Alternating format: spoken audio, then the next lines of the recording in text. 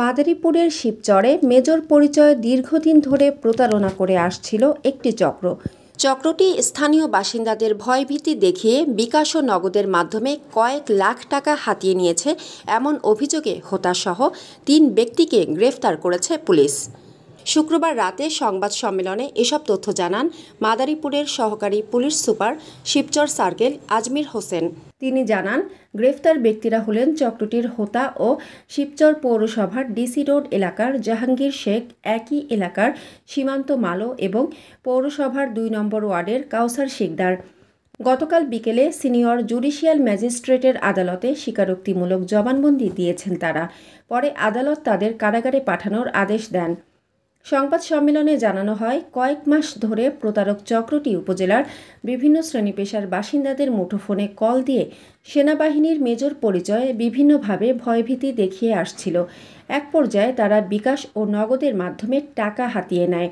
১০ ফেব্রুয়ারি শিবচর পৌরসভার হাতিরবাগান মাঠ এলাকার নাসরিন আক্তার নামের এক নারীর মুঠোফোন নম্বরে প্রতারক চক্রের এক সদস্য কল করেন।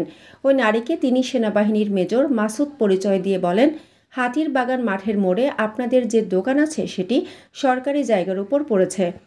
সেই দোকানে টিনের সঙ্গে লেগে সেনাবাহিনীর ব্যবহৃত একটি গাড়ির গ্লাস ভেঙে গেছে, তাই গ্লাস মেরামতের জন্য ৩,৫০০ টাকা এখনই পাঠাতে হবে, নইলে আপনার সমস্যা হবে। ভয়ে ওই নারী দাবিকৃত টাকা নগদে পাঠিয়ে দেন। এরপর চক্রটি ওই নারীকে একাধিকবার কল করে ৩ দফায় মোট ৮,০০০ টাকা হাতিয়ে নেয়। বিষয়টি সন্দেহজনক হওয়ায় ভুক্তভোগী ওই নারী শিবচর সেনাবাহিনীর ক্যাম্পে গিয়ে জানান। সেনাবাহিনীর পরামর্শে ওই নারীর ছেলে শিবচর থানায় একটি সাধারণ ডায়েরি জিডি করেন। এ ঘটনার পর সেনাবাহিনী ও শিবচর থানার পুলিশ চক্রটি ধরতে অভিযান শুরু করে। গত বৃহস্পতিবার বিকেল থেকে গতকাল শুক্রবার দুপুর পর্যন্ত উপজেলার বিভিন্ন স্থানে অভিযান চালিয়ে চক্রের হোতা জাহাঙ্গীর শেখ সহ ৩ ব্যক্তিকে গ্রেফতার করা হয়। মানসম্মত হাঁস ও মোরগের চাহিদা পূরণ করতে আল আমিন হালাল লাইফ পোল্ট্রি রয়েছে আপনারই পাশে।